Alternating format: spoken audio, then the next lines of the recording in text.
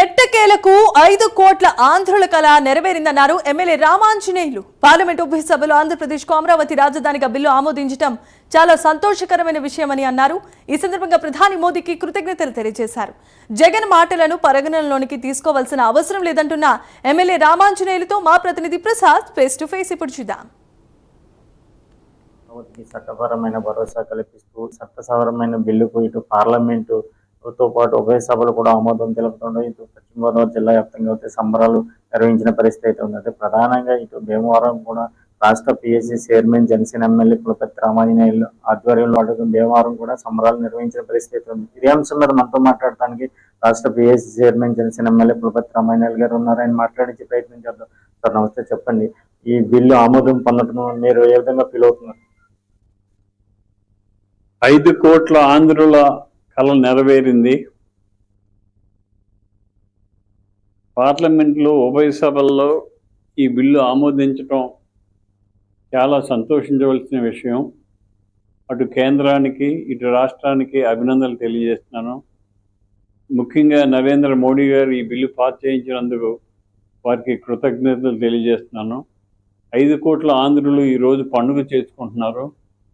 గత 5 సంవత్సరాల్లో ఎన్నో ఇబ్బందులు పడి రైతులు 29,000 మంది రైతులు నానా ఇబ్బందులు పడి నేటికి జయం కలగటం చాలా సంతోషకరం.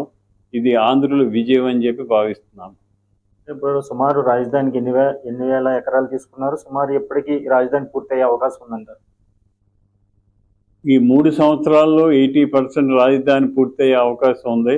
34,000 ఎకరాలు సేకరించారు. 34,000 ఎకరాలు డెవలప్మెంట్ చేయటానికి కేంద్ర రాష్ట్ర ప్రభుత్వాలు సిద్ధంగా ఉన్నాయి.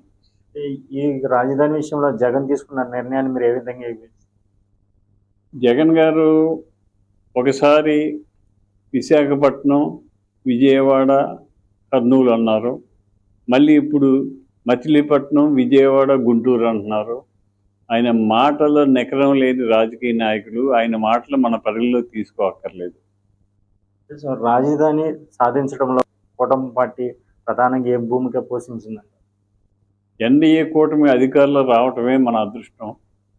ఎన్డీఏ కూటమి అధికారంలోకి వచ్చిన తర్వాత కేంద్రానికి ఏ పని కావాల్సిన మోడీ గారి సహకారం తీసుకొని అన్ని కార్యక్రమాలు చేసుకుని వేలాది కోట్ల రూపాయలు నిధులు తీసుకొచ్చి రాజధాని అభివృద్ధి కోసం ఫండ్స్ ఇవ్వటం జరిగింది.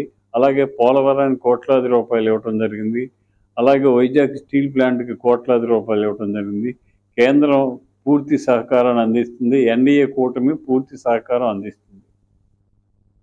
ఇది ఇక్కడున్న పరిస్థితి. ఏదైతే గత 5 సంవత్సరాలు కూడా రైతులు చాలా ఇబ్బంది పడ్డారని, ఇది కూటమి ప్రభుత్వం విజయంగా కూడా చెప్తున్న పరిస్థితి. అదే 80% రాజధాని పూర్తయ్యే అవకాశం ఉందని, అదే జగన్ వైఖరి కూడా దీనికి భిన్నంగా ఉందని, తన రాజధాని ఎక్కడనేది తనకే క్లారిటీ లేదని రాష్ట్ర PSC chairman Janasena MLA Pulaparthi Ramanjaneyulu చెప్తున్న పరిస్థితి ఉంది. ఇది ఇక్కడ ఉన్న పరిస్థితి. కెమెరా పర్సన్తో ప్రసాద్, ప్రైమ్9 న్యూస్, భీమవరం.